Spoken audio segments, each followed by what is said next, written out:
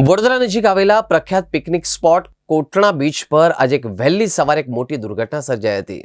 મહીસાગર નદીમાં નાહવા પડેલા વડોદરાના યુવકોના ગ્રુપમાંથી બે યુવકો ઊંડા પાણીમાં ગરકાવ થઈ જતા તેમના કરુણ મોત નીપજ્યા હતા. આ ઘટનાને પગલે સમગ્ર વિસ્તારમાં અને યુવકોના પરિવારોમાં ભારે ગમગીની છવાઈ હતી. મૃતકોની ઓળખ જય સુબોધ જોબલે અને કૃષ્ણા વિજય રાજપૂત તરીકે થઈ છે. બંને વડોદરા વિસ્તારના વતની હોવાનું જાણવા મળ્યું છે. કોટના બીચ પર નહાવા માટે 9 વ્યક્તિઓનું જૂથ પહોંચ્યું હતું.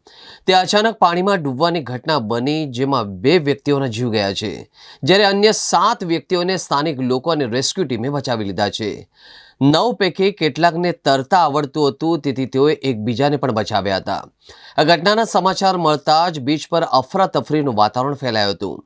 ઘટનાની જાણ થતાં જ વાડીવાડી ફાયર વિભાગની ટીમ તાત્કાલિક સ્થળ પર પહોંચી બંને મૃતકોની લાશને બહાર કાઢી મૃતદેહને નંદેસરી પોલીસને સોંપવામાં આવ્યું હતું અને આગળની કાર્યવાહી હાથ ધરવામાં આવી છે.